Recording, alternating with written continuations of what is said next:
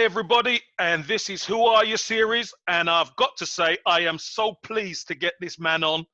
He's involved with the Guns and Yellow Ribbons podcast, which everyone knows Hillsy. Trevor, how are you, mate? Hello, Kev. I'm very well, thank you, mate. I'm absolutely honoured that you've invited me to come on here and talk to you, my friend. So, yeah, I'm over the moon. Looking forward to having a chat with you, mate. Looking forward to it. Listen, I love all the Arsenal bits in the background. And listen, I don't want to wait because we're going to get into some proper Arsenal talk, Hillsy. So I'm going to ask you the first question. Do you remember your first game at Highbury? I do, Kev. I do. I've still got 2 West Stand lower tier tickets and my match programme from that game. Really? Right?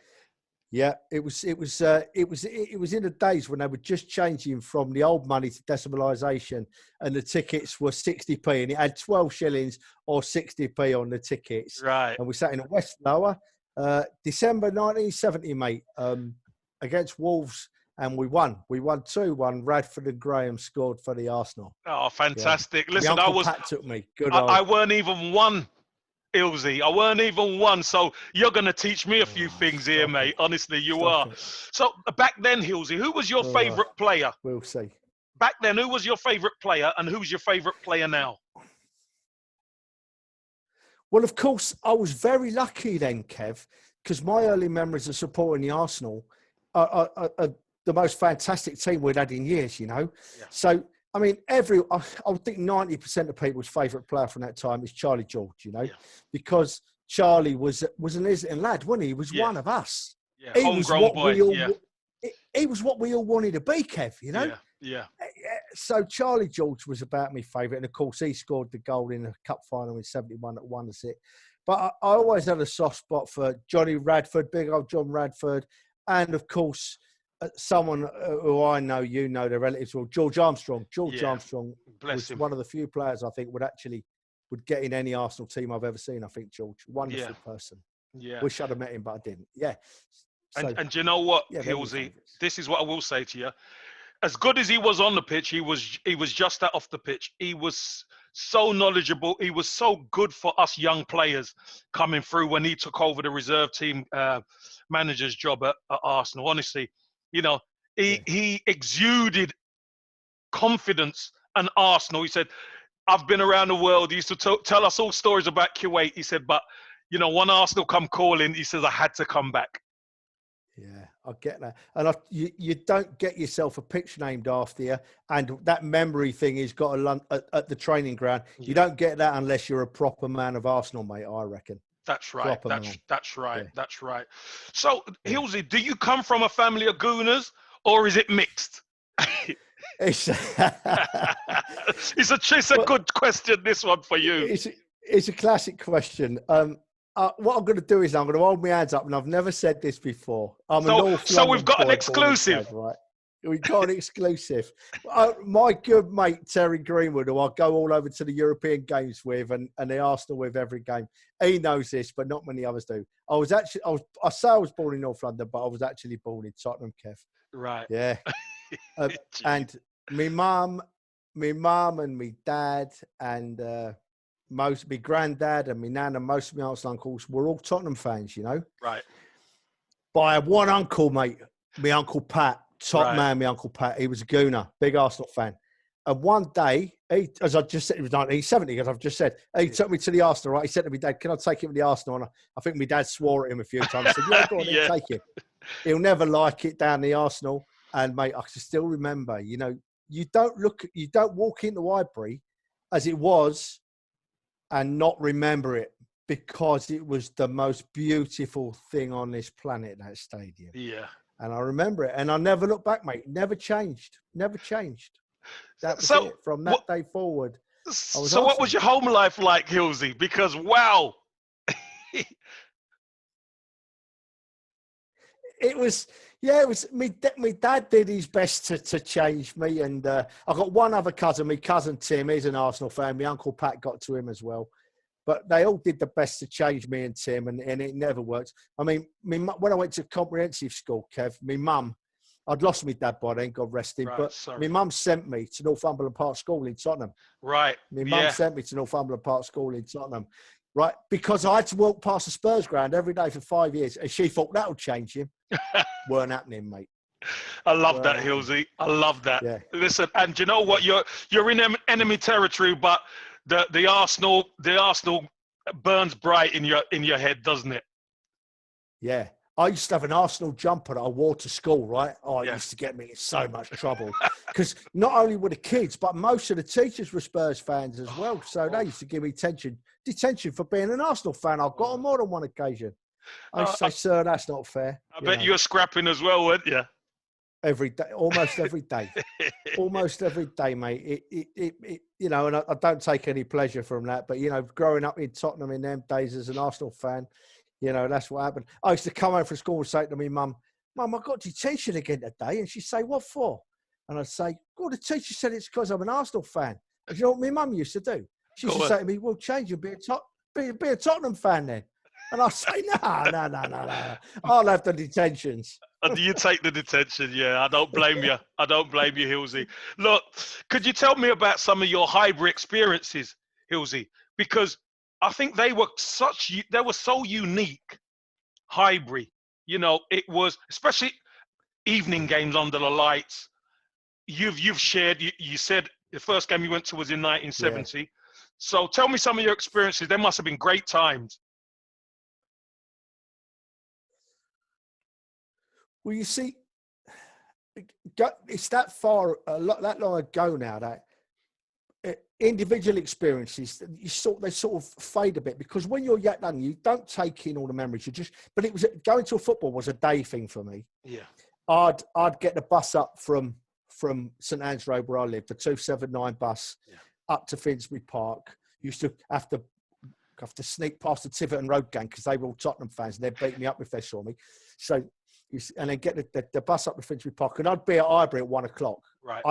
It was a day thing, and we'd be, you know, the burgers would be boiling because they didn't cook. The burgers smell, isn't it? That smell, onions and everything. Yeah. But they didn't fry them in them days. They used to boil everything. Westlers, hot dogs, and burgers, right? And so me and a couple of my mates, we'd just hang around the ground before the game. And I hate to say it, but you know, I used to go in the boys' enclosure. But I did have one or two other ways of entering the ground, Kev. Right? Oh, you like me, Hillsy? Not saying nothing. No, you could say it because, listen, I couldn't afford to go in there, Hillsy. So if I could get a bunk in somewhere, or I had to wait until 20 minutes to go and they opened the gate, that's how I used to get in, because I just couldn't afford to go in. So I understand exactly where you're coming from. Yeah. Do you remember on the Avenel Road side of the North Bank, they used to have the exit turnstile, and that was open just after the game started, and they could come out there. Well, me only being a small lad, I could squeeze under that, Kev. And half the time, I'd get seen squeezing under it and push straight back out again. Yeah. And half the time, I'd get away with it and get in, you see. And so that was good. And up the clock end, when they built we had the indoor training. Well, you'll know, mate. Yeah. Sorry, you had the indoor training centre at the clock end. Yeah. Well, behind the clock end, there was these railings, and there was one or two missing. You know. Yeah. So you could sneak round there on game night and squeeze through the railings.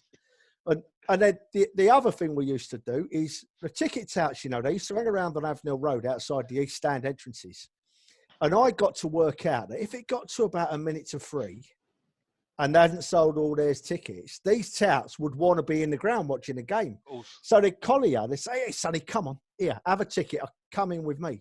So I would be like, you know, 12, 13, 14 years old at the ground on my own, sat in the East Stand upper. I was lovely. Like, you know, yeah. So, but it was the smells. And then, of course, as I got older, I used to go in the pub before the game, and my route was to come up from Tottenham. Like, so my regular used to be the Plimsoll, right, which is now the what's it called now, the Old Triangle, it's called now, Kev. Yeah, but that was always called the Plimsoll. So you used to get in there for a few beers before the game, and so what about all those cup years, you know, with the likes of Terry Neal and all that, you know, that all them cup years, what were they like, you know, for you as a young fan? Right.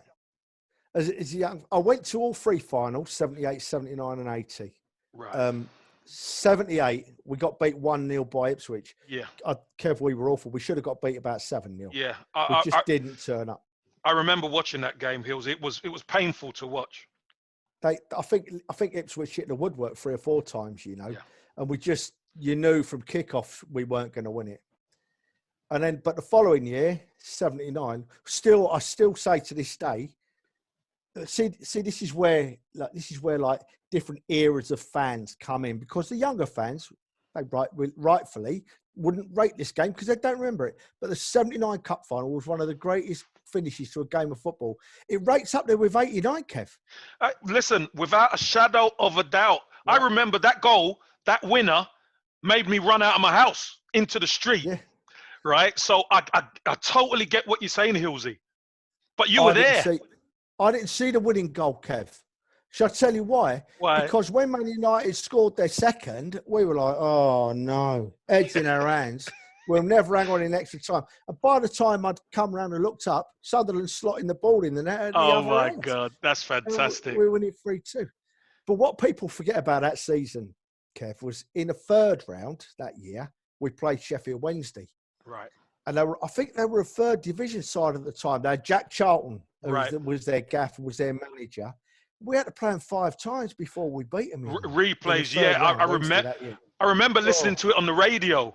I had to listen to it on the radio. Yeah. Yeah. We played up at Hillsborough in the third round, and all the Sheffield Wednesday fans just threw snowballs at Pat Jennings all through the game. But we drew, and then we brought them back to Highbury, and we thought, hey, we're a third division side. We're going to give them a right good sorting at Highbury, and we drew again. So then they decided the second replay was going to be at Filbert Street. Right. 2 days later, I think. And all the trains were on strike. So I used to like going on the trains. So anyway, we got the bus up, Supporters Club bus from Arsenal up to Filbert Street for the second replay, drew again. So 2 days later, we have to go back to Filbert Street for the third replay. Drew again. I thought, I can't keep doing this. My mum was doing her nuts. I'd spent all my wages and I had to borrow money off my mum. There's no way I was missing the next replay at Filbert Street. No, of course. And we ended up beating them 2-0 in the 5th game, like, you know. But and all on the buses. And of course, we used to get back to Highbury on the buses about, I don't know, whatever it was, 2 or 3 in the morning. Yeah. And then I had to somehow get back to Tottenham from Highbury, you know. It was like 3.5 miles away. Yeah. So it was a night when my old mum used to nag me, but that was it.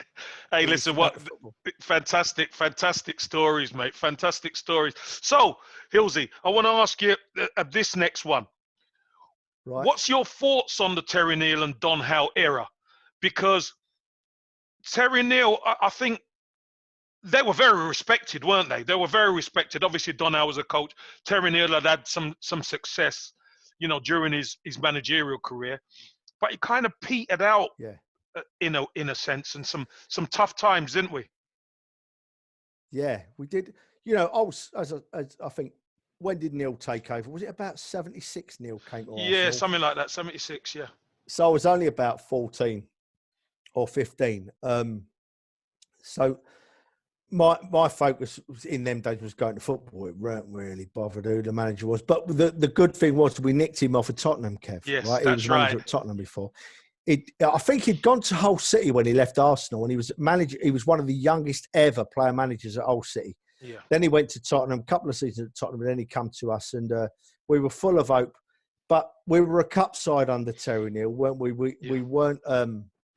We never looked like winning the league. I think the best we finished was third one year, and a distant third, not a close to winning the third. Yeah. And then towards the end, that the crowd always seemed to be all right with him and behind him, and because you got to remember Terry Neal was brought in all the Irish influence. You see, that's right. Yeah. We were an Irish side. We had Jennings, Rice, Brady, O'Leary, Stapleton, a lad called John Devine. Do you remember John? Yeah, I Devine, remember John Devine. Yeah. Was Sammy there? Sammy Nelson? Sammy Nelson, yeah, and Sammy Nelson. Yeah. They're the ones I remember, but people don't remember John Devine. He wasn't a bad player. He played over 100 games for the Arsenal, I think. Yeah. So Terry Neal, we had a big big Irish influence at the Arsenal, but then the crowd got fed up with him, didn't they? And they gave him a new contract, you know, I think, Terry Neal, at the start of one season. Then by the time it got to December, they sacked him. Yeah, it was a difficult time, yeah. Yeah. And then Don Howe took over. And Don Howe had always been known as a coach, Kev. Yeah. He was England coach, and he was a good coach at West Brom. Was it West Brom? And Yeah, he'd yeah, been it was a very good at coach, Arsenal for years. Yeah. Well, you'll know better than me. I keep forgetting I'm talking to a bloke that knows more than I'll ever know. But I want to know your experience, because yeah. we could look at something and you'd look at it with different eyes, Hillsy. That's why I think this series is so important to get the fans' point of view. Yeah. Yeah. Okay. But I always thought Don Howe was a coach, mate. I never looked upon him as that's so rude. He was manager of the Arsenal. The Arsenal, he was manager of the Arsenal. But once again, it was a bit like a carry on as before, really. We didn't look like getting anywhere close in the league, and we didn't get anywhere to winning the cups when he was there till about 86 when he 86, came. So, yeah, yeah 86. Yeah. So, he had a few years, and some of them years were tough. They were. But what I'm going to say, Hillsy, is a few players started from the youth team, started to make the first team, didn't they? Well, that's what makes me think about Don Howe, and then, of course, George Graham gets the credit for Rocastle and Adams, Thomas. Adams, Thomas. But Don Howe started them off, didn't he? Yeah, From my memory, yeah. Yeah, he did. He did. He did, and they were tough times. But those youngsters coming through, we couldn't really see at the time sometimes, but they were a shining light. Do you remember where Rocky started centre midfield, and he was a revelation. He was unbelievable. Yeah. Yeah. But, once George Graham came in, everything flipped over. Yeah. Well, it's just that I'd never seen it until the 89 documentary came out, but that chat that Graham had on his first out of club, when he had all you boys together, the older players, the younger players, and he sort of laid the law down, but in a respectful way, didn't he? Yeah. Do you know what? That just reflected what I thought about Graham. That's what I thought about George Graham all them years. He was. I know I shouldn't be asking the questions. No, ask. Well, what was Graham like to you as a player? Do you know, Hillsy, George Graham was an incredible man. And here's why I'm going to tell you he was an incredible man. Because not only was he manager, he took all the coaching. Yeah. He took all the coaching. You imagine he was working with that back five to get them up to speed. He brought a Lee Dixon and a Steve Bolden, Nigel Winterburn. If you remember, he was playing right back at one stage because Kenny Sansom was left back. Yeah. And then Nigel, then obviously Kenny came out in the paper and said something. So George cut his ties. He put Nigel left back. Lee Dixon came in. Arsenal were buying players from Stoke. Do you know what I mean? It was like, wow. I know. Yeah. So he gets that back five with John Lukic at the time, and then obviously Dave Seaman. He gets them and he molds them correctly. But what he also does, he coaches the team, the forward players, to be able to play loads of different other positions. Now, when a manager can do that and the team can perform, he's done remarkable. Because there was even times in training, Hillsy, where we would play 9v11 of the opposition. Yeah. And then he'll keep taking players out. So it's 9v8. Sorry, it's 11v8 and 11v7. So, you really had to get your communication right and all that kind of thing. Yeah. He was honestly, he was a brilliant man, brilliant coach. He was hard. He didn't care whether you liked him or not, as long as you could do the job. And that was George. Yeah. Brilliant. I mean, it's interesting because at that time when he was buying all these, like, for want of a better phrase, at the time we thought average players, right? Yeah. It was slightly concerning, and he thought, what way is he heading here? And the few stars we had, they were soon gone. By the way, I must say, I'm sorry, Kev. Get well soon, Kenny Sansom, by the way. 100%. Thoughts are with him, mate. Yeah, thoughts are with Kenny. I don't care what troubles anyone got. Get well soon, Kenny. All the best. Big time. Yeah, and you're right. All these players that we hadn't known or hardly heard of just suddenly became that team of youngsters and experience. And and it was a pleasure to watch. You couldn't wait for the weekend to come round, you know.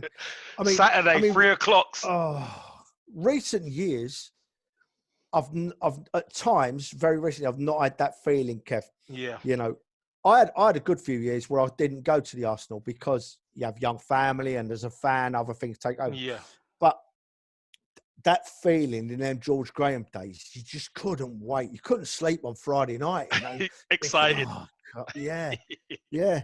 And of course, George, people forget, George very nearly coached the first Invincibles, you know. We lost one game at Chelsea in 91. Yeah. 1991 Gutted. season. So, Hillsy, what's your favourite experiences of Arsenal success? And did you go to Anfield 89? No, I didn't go to Anfield in 89, Kev. And where did you watch it? I watched it. Two reasons I didn't go to Anfield in 89, right? Firstly, I used to work away then, and I had young kids. My daughter and my son, Samantha and Bradley, were very young. I used to only get home on a Friday night, and I used to have to go again on a Sunday night. Yeah. And I thought, there's no way I can go home on a Friday and say to the missus, I'm going to Anfield. Yeah. And secondly, much to my shame and embarrassment, mate, I never thought we had hope in hell of winning the bloody thing. No. And I just...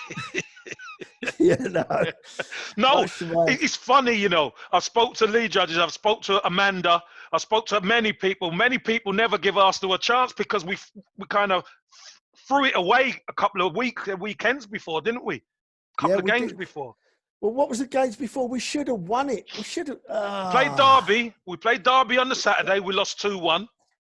Yeah. And then we played Wimbledon in the week and drew. We were 2-0 up, and then we drew 2 each. We drew 2-2. Yeah.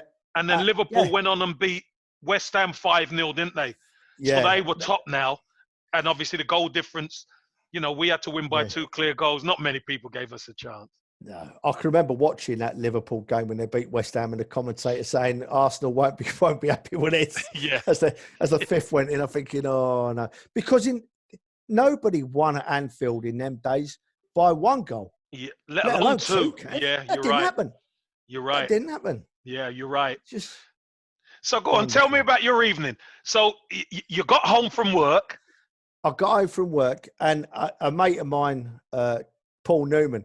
Right. A mate of mine. We'd been on the phone because we had the phones on the wall in them days, none of this mobile stuff.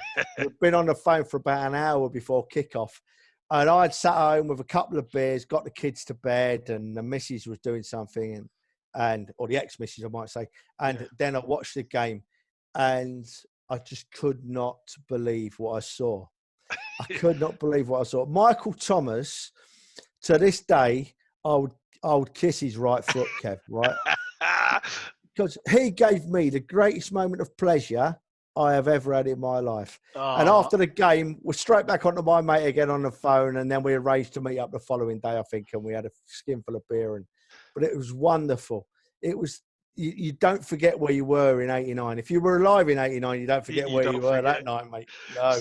But I want to drill a little bit deeper because got to half time at 0-0. Yep. How did you feel? Because George Graham was saying to the team, we've got them where we want them. Well, you see, as a fan, I don't know this, do I? No, you don't, but I'm telling you. I'm sitting at home thinking, oh, 0-0, we ain't done bad, but we ain't going to win it. You know, I'm not getting excited. I'm still on a downer. I'm still pleased I didn't go. Yeah. You know, and I'm thinking, 0-0. Not many teams come here and do 0-0. We're doing all right, but and it had been quite a dour game because I don't think Liverpool weren't their normal selves, were they? They seemed a bit strange, you know. And so I can't remember being bothered at all. And then, of course, we went 1-0 up. And to this, you might be able to answer this question, Kev. When we went 1-0 up, what were the Liverpool players appealing for? What specific? I don't know. No, they were trying anything because they know that first goal is so important. If they got it, it's game over. But if Arsenal got it, you know, and it looked like there were dubious whether Smudge actually got a touch. We know he got a touch, but they were just trying it on Hillsy. Trust me. Yeah. They were just, we'll surround the referee. We're at Anfield. We'll put pressure on and hopefully he'll change it. But strong referee, he didn't. Yeah, he did. And strong. I spoke to the linesman. I can't remember his name now. I'm very sorry for that. But I spoke to the linesman on Twitter once, he's on Twitter and I chat with him. And he sort of said the same as you. I knew they were trying it on. I spoke to the ref and I said to him, goal. Goal, yeah. And I said to him, mate, if you ever come anywhere near the Emirates on a match day, you give me a ring because you ain't buying no beer. No beers, yeah, I tell you. They're all on me, pal. So, Hillsy, it's 1-0 to the Arsenal. Arsenal are in the ascendancy, aren't they? Yeah. Michael Thomas gets that chance. Yeah. Not the end. He gets that chance. Did you think that was it? Well, he jabs it straight at Grobbelaar, doesn't he? Yeah. Putting myself in his shoes, when I'd have found myself through a goal like that, everything would have been going through my head, and I think I'd have probably done worse than he did. He's just thought he's got to snatch it. Well, I actually listened to an interview he did. He's a lovely man, Michael Thomas, isn't he? And he said that he thought that he didn't realise he had as much space as he did. That's and right. He thought, I've got to toe poke this. And that was it. Grobbelaar said, thank you very much. So, you're thinking nothing's going our way. But then, who wins us that game? In my mind, right? Kevin Richardson. Michael Thomas. Kevin Richardson. Massively underrated, right? Massively. Massively underrated player. And had never been another one that hadn't been a superstar before. He'd been about and couldn't get in Everton's side, could he, at one time? He was a utility player, wasn't he, at Everton? But the player that I remember that started that won us that game, and I say it with a smile on my face, mate. He may even be a mate of yours, I don't know. But John Barnes. Barnes not going to the corner with that ball, still trying to score a goal. And that sticks in my mind thinking, if he'd have run to the corner there, that doesn't happen, 89. Yeah. Instead, Lukic picks it up, doesn't he? And then what does Lukic do? Because in them days, you used to hoof it, didn't you?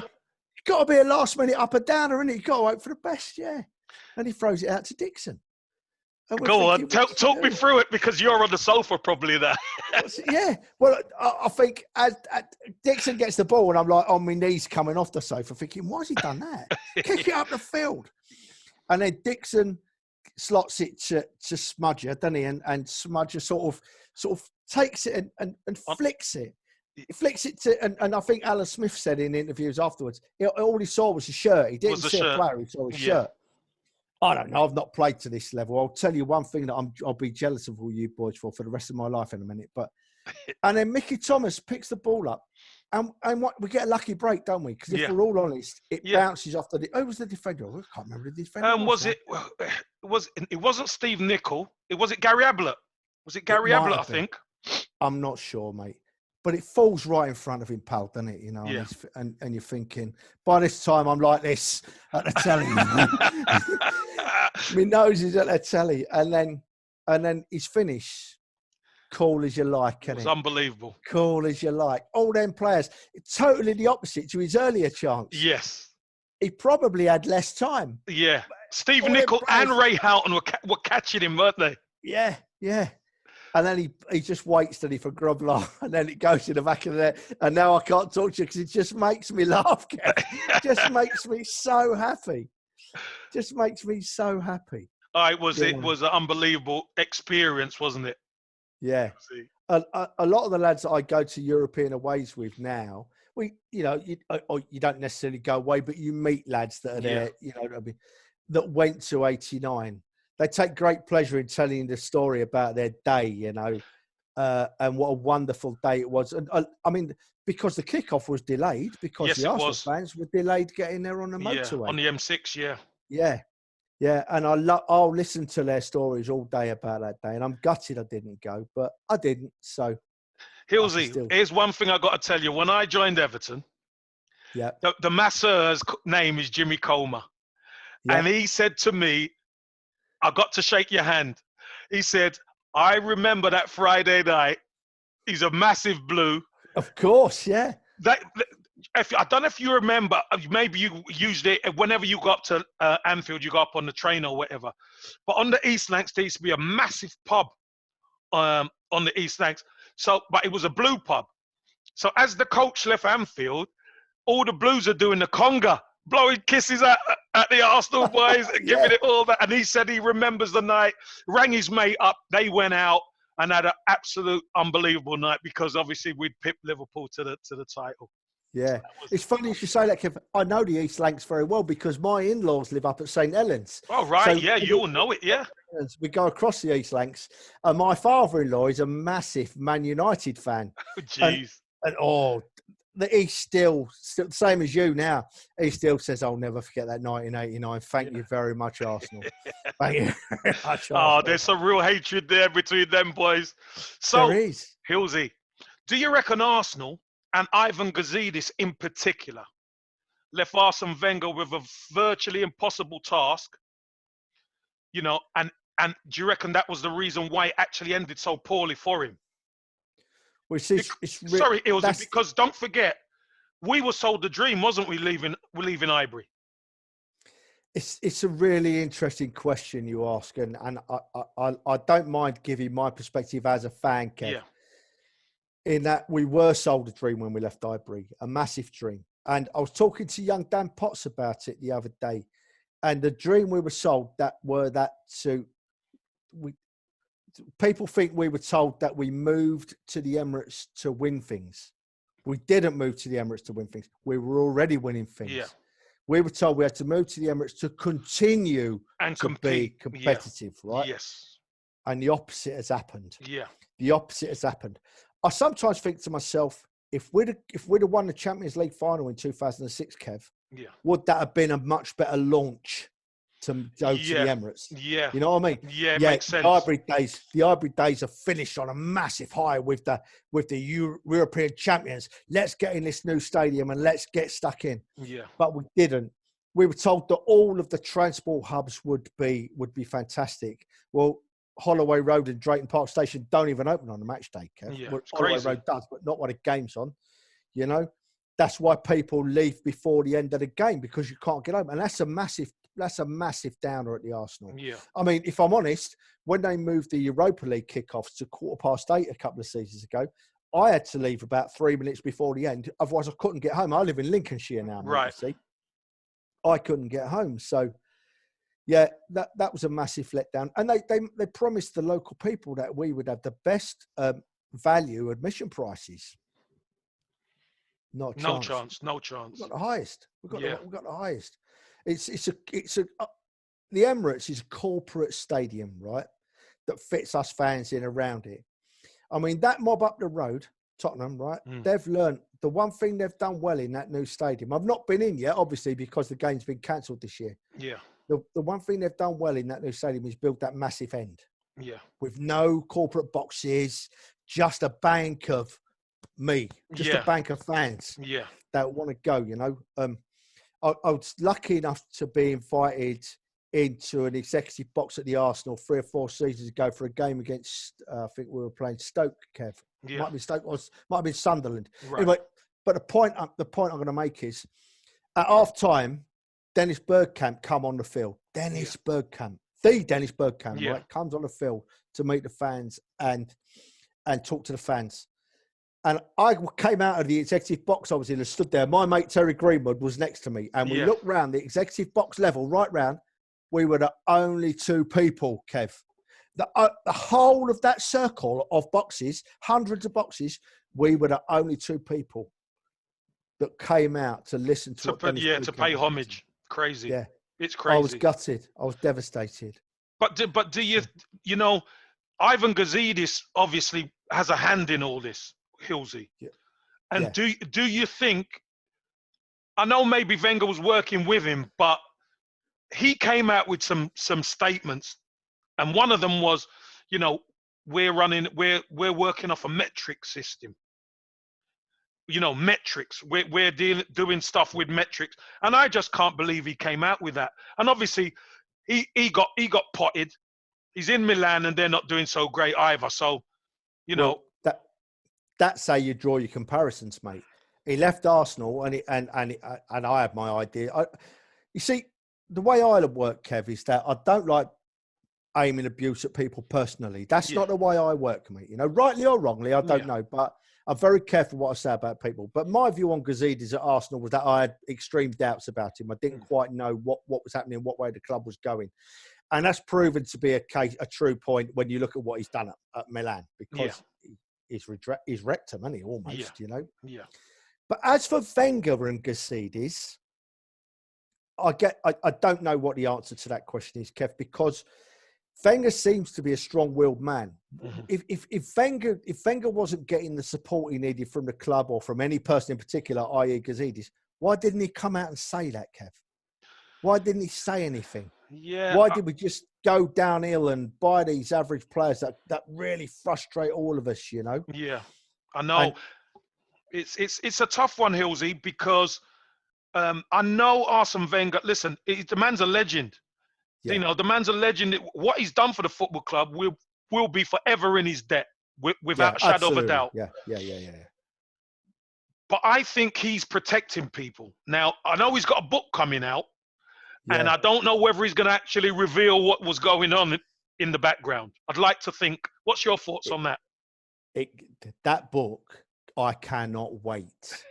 Because if he's decided that he's going to lift the carpet up and sweep everything back out again, there could be loads happening. It could be a brilliant read from page 1 to page whatever, because there's a lot of stories inside Arsene Wenger to come out, you know. Yeah. I'd love to know, Kev, and you might be able to answer this, my friend. How did we go? And me and Lee Judges talk about it. Now, I know Lee's a mate of yours, and how did we go from being this great big side that people were scared to play? You know, I'm gonna say the Vieiras and the Adams and the Bolds and the Keowans. How did we go from being that great big side that had almost won a game before when it went on the field, to being this small side that wouldn't put a tackle in, that couldn't kick a ball? Was it the Arsenal that changed, or was it football that changed? Because we got left behind, I think. Yeah, look, I don't think it's football just changing. I think the dynamic of how much money do we have, that recruitment that Arsene Wenger could do, getting the gems, that dried up a little bit as well. But I think there's one main factor in all this. David Dein. David Dein he wanted Arsenal to win, and he wanted Arsenal to win well. So he was Arsene Wenger's biggest exponent. He wanted to make sure, Arsene, here you go. You've got the players you need. And Arsene he can work with that. But then there come a time where, you know, we became, from a big side, as you're rightly saying, you know, 6'1", 6'2", 6'3", 6'4", we were like 5'6", 5'7", and we struggled against powerful teams. We really did. We did. We got bullied. I mean, just recently, I can remember going to watch us play at Brighton and at Southampton, and they couldn't play football really, but they bullied us, Kev. Yeah. They beat us because they bullied us. Yeah. Do you know, you talked about David Dein. I'd love to meet David Dein because he's a great man in my head. How much of an impact did he have on you players directly, mate? It was incredible. My first dealings with David Dein was really when I was about 15 years old. I was getting called in to go with the Arsenal youth team. Merce was in the Arsenal youth team at the time. He was like 17, 18. I was 15 years old. And going to the youth team, for me, it was brilliant. Wow, you know, under 18 football, fantastic. Yeah. And I always used to see David Dein there. You know, you imagine, you're seeing the vice chairman of Arsenal there, and he'd speak to you and he'd shake your hand and all that kind of thing. You just thought, wow, what a fantastic guy. And then the next season I joined as a YTS, and then you're playing, and then you start to understand, you know, he comes here and then he shoots off with about 20 minutes of the game to go because he's got to get back to Highbury, and he goes around the dressing room and he meets the players, and, you know, that's a fixture. He's a fixture in your life. You know, and that makes you think as a player, this bloke's got my back. Exactly. He cares. Yeah. He cares. Yeah. He cares what you're doing. And he knew so much about all the players. He'd mention things, you know, like, how's your mum, Dorothy? And I'd be like, how does he know my mum's name? Like, you know, so stuff like that always warmed. And he was a top guy as well. It warmed you to him. Means a lot. Really did. Means a lot. Means a lot. Who gave you your first pro contract at Arsenal, Kev? George Graham. So so knowing George, as we spoke about, because George is a no nonsense guy. Did you get like called into the office and was you thinking, am I going or am I staying? Or did you sort of know that?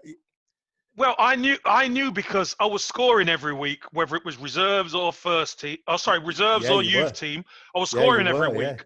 So, you know, I remember getting all the kit ready, and he drove a BMW then, 7 Series, and he said, son, I want to see you back at the ground. So I knew what it was about, Hillsy.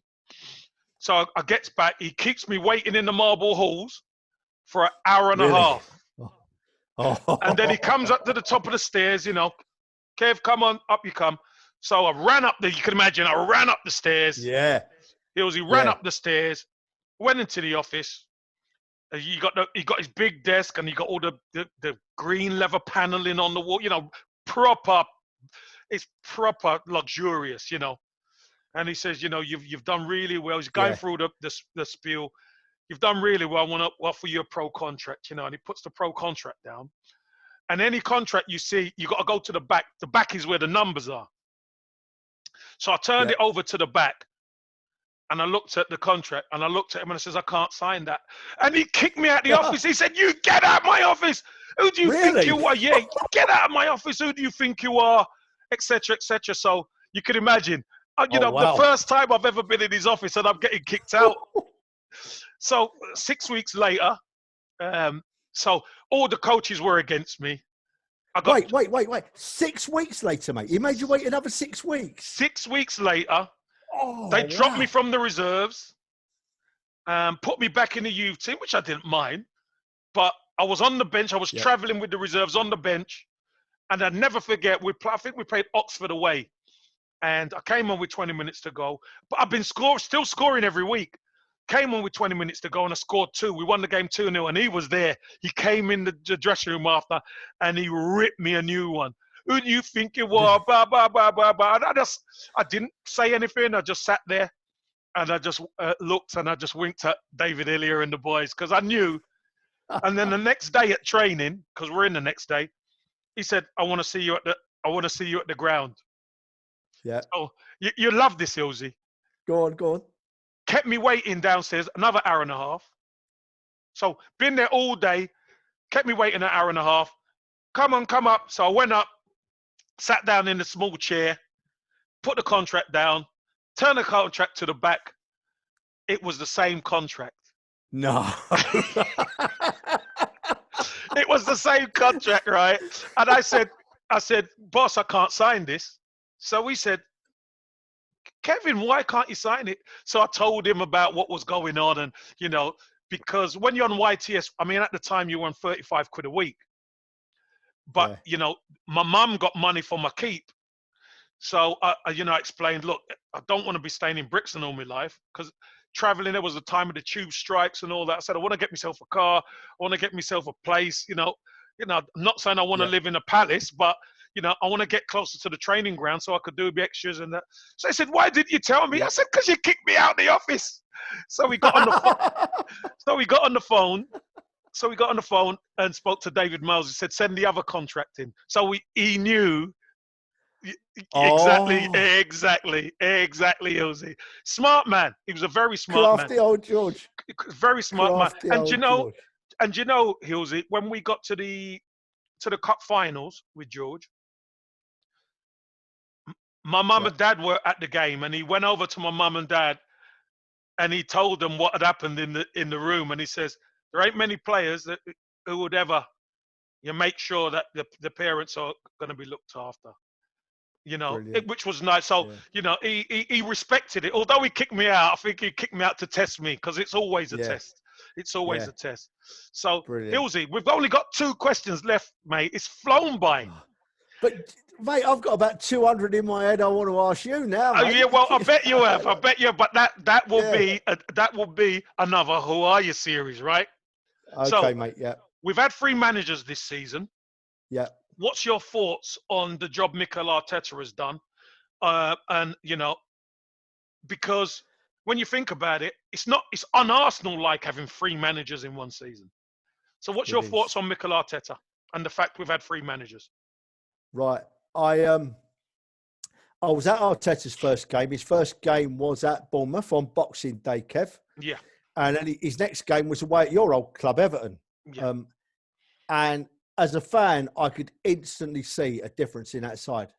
And Arteta couldn't have had much of an impact, but I could instantly see a different attitude. And the thing that stood out the most, Kev, was the press.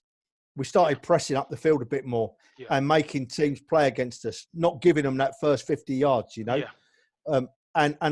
We drew both them games, but I instantly thought there's a change here. Yeah. There's a definite change. And I honestly think that this is where this horrible virus has let us down, because I think Arteta by now would have been, I'm very confident in him. He's had people, well, they don't forget, but he's been with Guardiola for a few years, Kev. Yeah. That's a top man. And strangely enough, since Arteta left City, their results went down, Yeah. The results Very true. went down, Very true. So I'm very happy with Arteta. People were banding loads of names about, but I know the Arsenal, Kev. I've been an Arsenal fan for many years, and we don't go for the real big names, do we? No. George was a shock when George came, And well, there was a lot of friction when George got appointed, if you remember rightly. Yeah. Had they gone for Venables first, Kev? Well, Venables was a shout. Yes, Venables was definitely a shout, but maybe the negotiation, he wanted a bit too much cabbage, so they took George. Yeah, thank God they did. Hey? Yes. Thank God they did. So yeah, Arteta, I'm very happy with Arteta. Ljungberg, I'll sum Ljungberg up in a couple of. I love Freddie. Yeah. Freddie was like, for me, Freddie was like a bit of a Kevin Richardson of the later years. We didn't realise how good a player we had in Freddie until he went. Yeah. Freddie did a lot of work for the Arsenal. But he was a standing manager. That's all he was. Yeah. He had to fill a gap. Now, Emery, Kev, believe it or not, I feel quite sorry for Emery, right? It turned out if he's not the right man for the job, he's not the right man for the job. But when I was watching team, and you might be able to put me right here, my friend, it'd be interesting to hear what you say. I went to Baku for the Europa League final. I didn't miss a game towards the back end of the season under Emery. And I got the impression that the players weren't playing for him, weren't trying for him, right? Okay, so he's lost the dressing room. But from my perspective, as a fan looking in, you want my view as a fan looking in, I find that hard to stomach, because regardless of what you think of the manager, when you go over that white line, you could still put in 100% effort. I don't care. Yeah. When I went to Baku, mate, right, I came away from that stadium in Baku thinking certain players on that field ain't give 100%, right? Now, I don't care what the score is obviously I want us to win, Kev. I want us to win every game. But if I come away from a stadium thinking, if I'd have come away from Baku thinking, right, we got beat 4-2, whatever it was, but then players have tried their nuts off. They've really worked hard. I can't see anywhere we could have done better. Then I'd have been all right. You could take that, yeah. I could take that, mate. As a fan, I could all day long, right? But I got that feeling we weren't trying, mate. And that was horrible. I didn't like that, So I could see that Emery, well, he had to go in the end, didn't he? Because you can't have players like that. But hopefully Arteta has done a bit of what George Graham did, got them all together and said, right, you're going to play, Yeah, I just think Emery was more a coach. He wasn't strong enough to manage this group of players. He got kind of fast-tracked because he had dossiers on players, but what's dossiers if you can't really motivate the boys when it matters? We had a good run of, 22 games unbeaten and stuff, wins and draws, which was great. Yeah. But when it really matters, them last 8 games of that season, and we would have made the Champions League if we beat Crystal Palace at home and Brighton at home. Yeah. And, we fluff our lines. It's ridiculous. And then Baku was just, the second half in Baku was very tough to watch. Yeah. So, it was because those last few games of that season, Kev, we were awful. Probably as bad as I've ever seen an Arsenal side play. And that's saying something. Yeah. Because I remember like the mid-70s and the mid-80s. Yeah. But you're right. That we got to half-time in Baku at 0-0. And I was talking to my mates I was there with, and we're thinking, hey, 0-0, we're in this. Yeah. But second half, oh, my God. We were awful, We're mate. awful. Chelsea adjusted, but we just looked like we had no energy. We looked a poor side, to be fair, didn't we? We looked a poor side. And we did. Right. Let's get on to the last question. Go on then. There's 3 things you could change about the football club to improve it, improve the Arsenal. To improve the Arsenal. What are the 3 things, Hillsy? Right. I've written this down, Kev. Right. Hang on a minute. Let me find it here. Right. Okay. Right. They don't have to, they're not going to be possible, these things, but I'll tell you what I would do. No, it don't matter. It's your choice. I would knock down corporate boxes at one end of the Emirates and make it a big end. And like I sit in block 7 at the Emirates, right? We stand all game. Yeah. And gradually that standing area is spreading. So you'd be able to have all of them people from blocks 5, 6, 7, 8, and 9, all in that end. Get the atmosphere going properly. So I would definitely look at that. So are you talking about safe standing? Well, with seats at certain games, but it's flexible. Yeah. Under them circumstances, you could have safe standing. At the Emirates now, Kev, as it is, I don't know how they bring safe standing in, mate, because if you go down the lower tier where I am, the seats at the back of the lower tier now, where they've put them extra couple of rows on club level, they can't see. They've only just got a sight line anyway, and if they stood there, they wouldn't see. Right. They wouldn't see. So if they put safe standing in at the Arsenal, it'd have to be upper tiers. Upper tiers, yeah. It'd have to be upper tiers. But yeah, I'd love to see that, mate. Oh man, I mean, it'll never be back. But you were talking about it. I was watching yours with. Who was you talking to? It might have been Lee or Dan. The North Bank, mate, in the days, I don't know why I used to love being in there, because I was only a kid. I couldn't see anything. Yeah. But the Arsenal would score, and you'd go from being at the back to being like 5 yards from the front, and then suddenly something else would happen, and you'd be back at the back, the swirl. And my feet hadn't touched the floor, Oh, yeah. So you'll never bring that back, but great days, mate. Great days at the Arsenal. But what people do also forget, Kev, is like, we used to get some bad crowds at the Arsenal. Yeah. I've been at the Arsenal when we've had 15, 16, 17, 18,000 there. Yeah. So it wasn't all glory days, but yeah, I'd love to bring the standing back, and I'd love to see some of that corporate stuff taken out. So number 2. My next one, once again, it'd be interesting to get your thoughts on it. My personal view is we've got too many cooks at the minute at the Arsenal spoiling the broth. And by that, I don't know exactly what their jobs are, but we've got Raul, who's head of football. We've got Vinay, who's sort of managing director, whatever he does. We've got Edu, who's technical director. We've got more coaches than we know what to do with, I just think there's too many of them. I think, how does one message get across when there's all them people having an input? And who chooses the players we buy? Because over the last few years, if these people have been choosing what players we buy, they shouldn't be at the club. Yeah. They shouldn't be at the club. Yeah, I think that would have been one of the conditions of getting Mikel Arteta. Don't forget, Arsenal were in a desperate situation when Unai Emery left. They put Freddie in, but they could see they needed somebody to steady that ship and move it forward. Now, any man within his rights, when Arsenal come to town, are going to take it obviously respectfully and serious, but you have to be able to be the captain of your own ship, don't you? Yeah. You can't let them guys upstairs be running things and you just being given what they want you to have. So I'm sure that was a condition, and I'm sure I think this summer we're going to really see what the conditions are, because Mikel Arteta needs a good summer. Yeah. I hope so, mate, because it's in that interview that Emery did a couple of weeks ago that sort of caused a bit of a stir. People were looking at it from 2 ways.